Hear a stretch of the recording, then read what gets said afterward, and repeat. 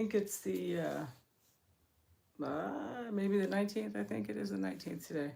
I'll be reading a couple of scriptures today. I was going through trying to find ones about Christ and how he's prophesied beforehand and what he accomplished. So now I'm gonna try and get some Old Testament scriptures to show when he was prophesied of, and then how it was he actually fulfilled it. And for one person to fulfill even one prophecy from 500, 700, 1,000, 2,000 years prior, it's pretty amazing. So going through like history and stuff. So Genesis, the beginning, when after Adam, it was 5,500 years, and then Christ came. So literally 5,500 years beforehand, God prophesied to Adam and Eve of Jesus, which is pretty amazing.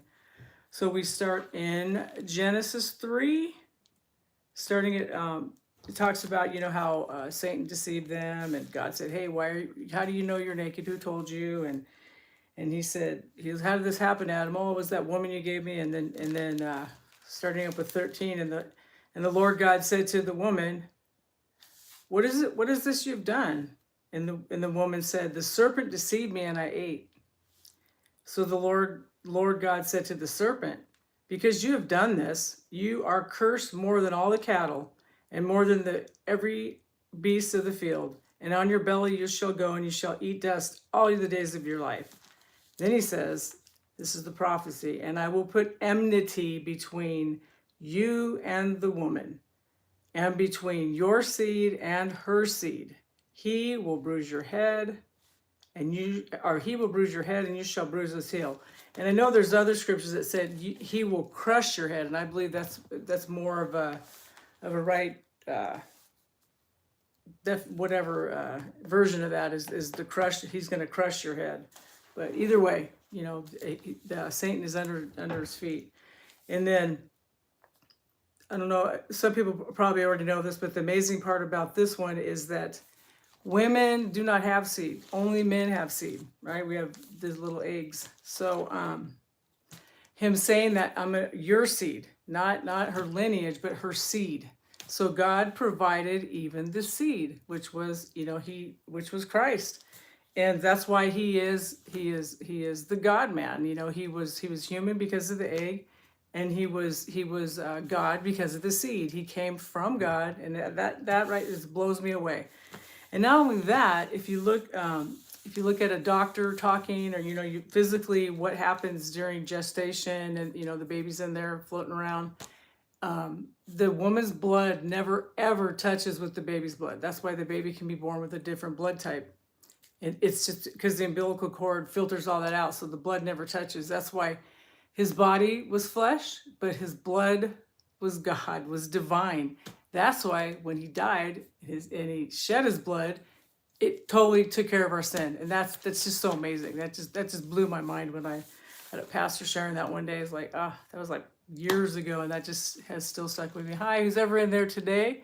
I don't see any chat, but hello, good morning, nice to see who's ever. Oh, I see one.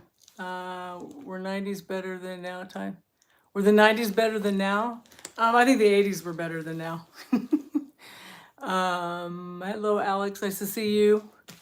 So then from there, we go to Isaiah 10:14.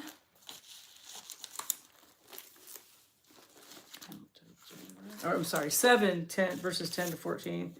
It says, "Moreover, the Lord spoke to Asa, saying, and a sign for yourself from the Lord your God, ask it either in the depth or the height." And Asa, maybe we're in the right one. Oh yeah, here we go, I'm sorry. Ahaz said, "I will not ask, nor will I test the Lord," because he's asking for a sign. He said, then he said, "Hear now, O house of David, it is a small thing for you to be wary of men, but will you be wary of God also? Therefore the Lord himself will give you a sign. Behold, the virgin shall conceive and bear a son, and shall call his name Emmanuel," God with us. That's why, again, it had to be a virgin birth, because it had to be God's blood, God and man. So I just praise his name. Who are you? Who am I? I'm not sure. What you're asking me, who am I? I'm just a person, right? But anyway, I'm Christian. I'm a Christian. I'm in India. Hi, nice to see you. Oh, there you are. I haven't seen you for a while, Con. How's it going? So anyway, I was off yesterday and today, so I got a late start again today getting on here, but I just wanted to share those scriptures, and then hopefully maybe tomorrow I'll have a couple more to share, and it's pretty cool. Nice to see all of you. So anyway, if you have any prayer requests or anything, please, am I young? No, I'm not young. I'm young at heart. I'll always be young at heart. Do you have a Bible book? Do you have Bible book by yourself now? I don't know what you mean. I have a lot of Bibles. I mean, and handed down from my grandmother. I have my grandmother's Bible, my mom's Bible. I have mine. Oh, thank you, Bella. So sweet.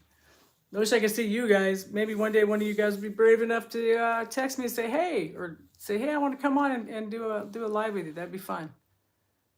That'd be very, very fun. So, all right, guys. Well, have a blessed day.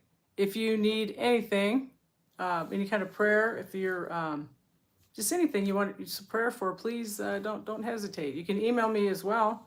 It's anderson.naomi@icloud.com. I'm more than happy to pray for you. And that's what I do best. God answers prayers. I see them answered every day. So, all right, guys. Well, take care. And I'll see you later. It seems you had a lot of fun no, I wasn't in the 20s, no. Or you're talking maybe to somebody else, Norman. I'm not sure who you're talking to. So, okay. Take care. God bless.